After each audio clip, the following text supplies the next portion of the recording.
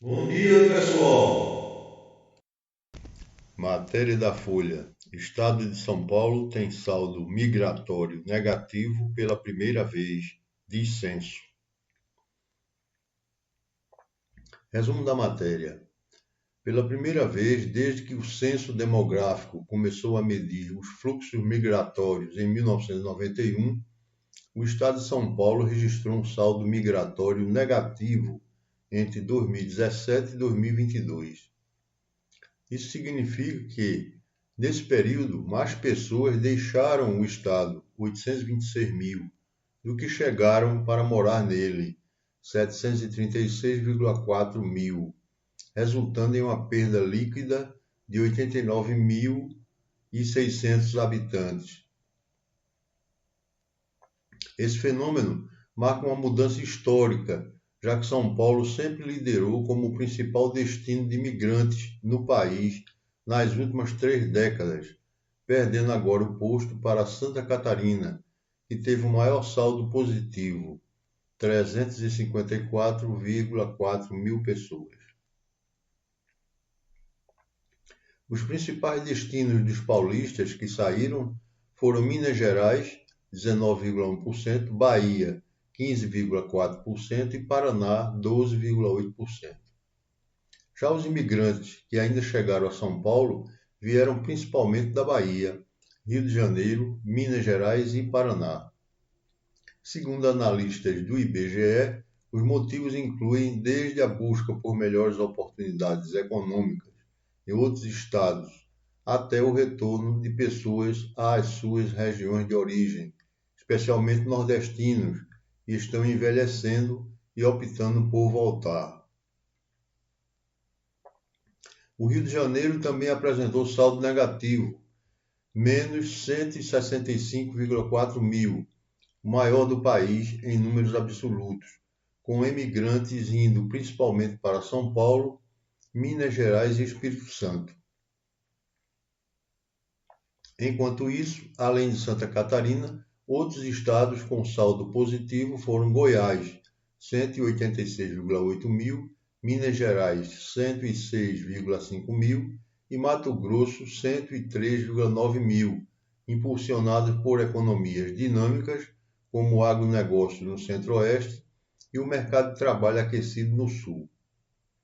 Em nível regional, o Sudeste, que sempre atraiu migrantes, teve saldo negativo, menos 120,6 mil, enquanto o Sul, mais 361,6 mil.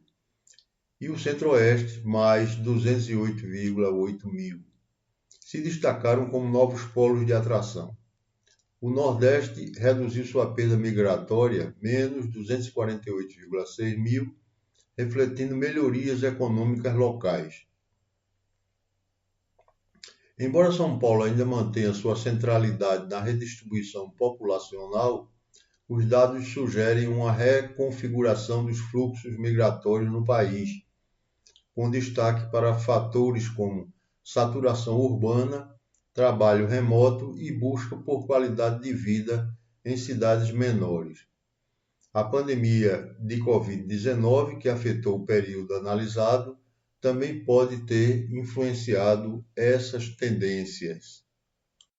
Matéria de O Globo. Governo decide acionar o STF contra a decisão do Congresso sobre IOF.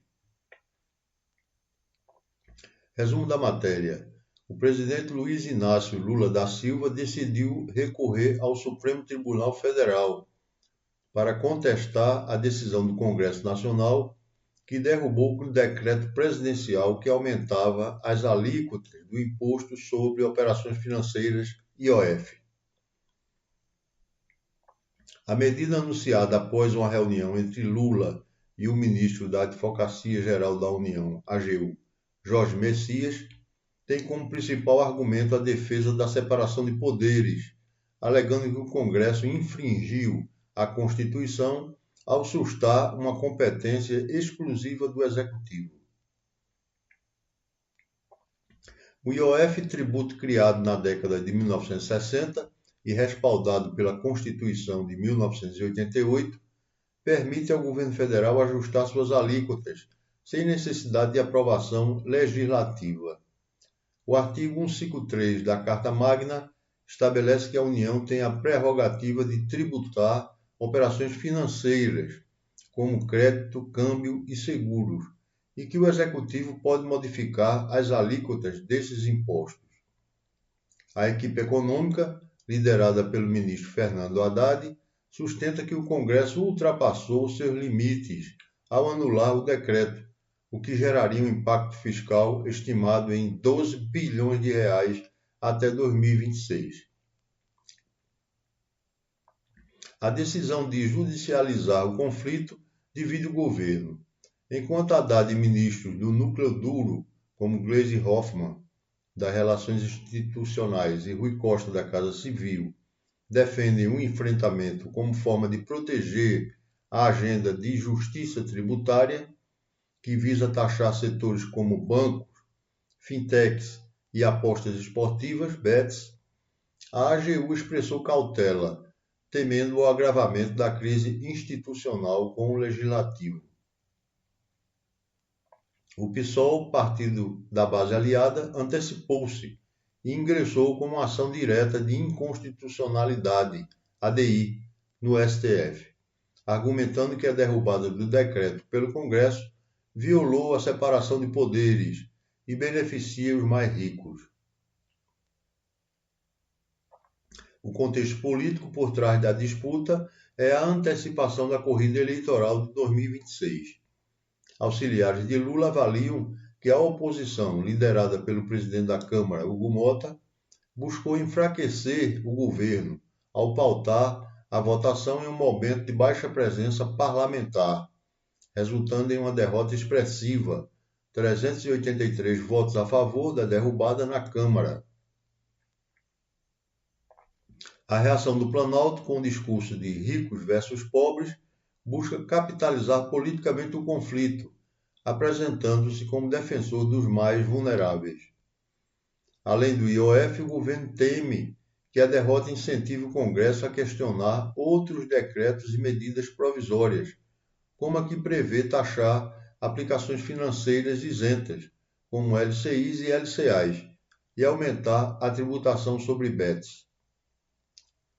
Paralelamente, o Ministério da Fazenda estuda alternativas para compensar a perda de arrecadação, como contingenciamento de emendas parlamentares, o que, no entanto, também pode gerar novos conflitos.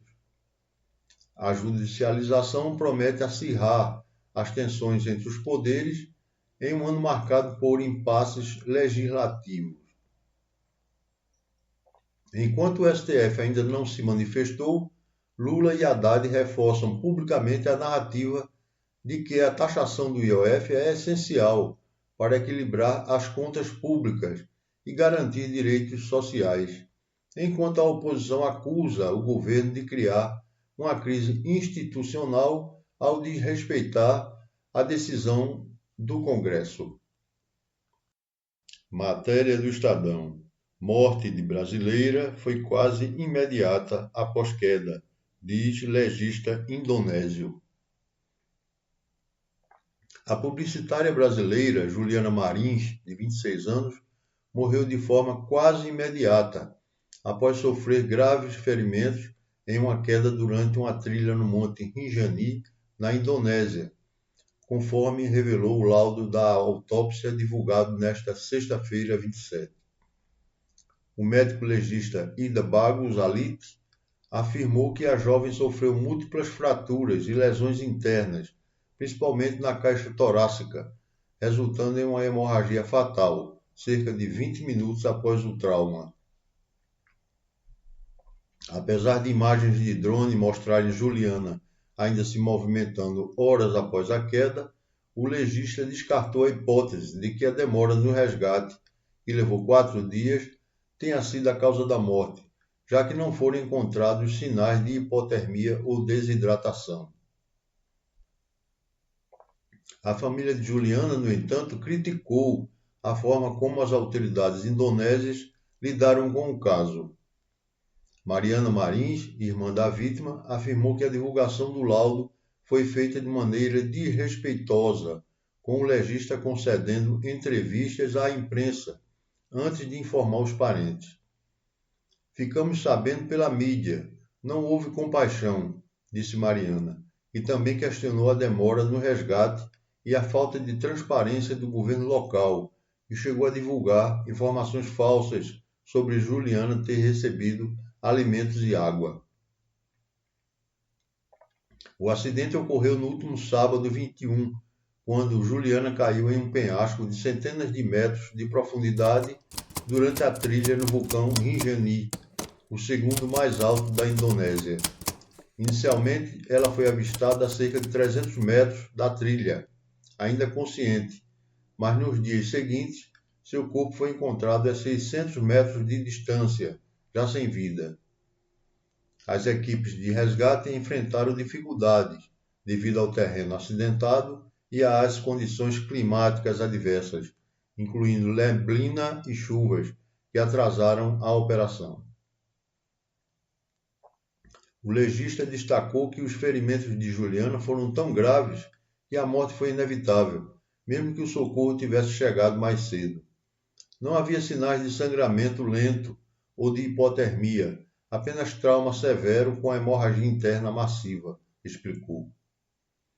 A autópsia também revelou fraturas na coluna, ombros e pernas, além de lesões em órgãos vitais como pulmões e coração. O caso gerou comoção no Brasil e levantou debates sobre a segurança em trilhas turísticas na Indonésia. O Monte Rinjani já registrou pelo menos 8 mortes desde 2020 e especialistas criticam a falta de infraestrutura e sinalização no local. O Parque Nacional anunciou o fechamento temporário da trilha para a revisão das medidas de segurança, enquanto a família de Juliana busca repatriar seu corpo para o Brasil. Amanhã estaremos aqui com novas notícias para vocês. Curtam, compartilhem e se inscrevam no canal. Até amanhã!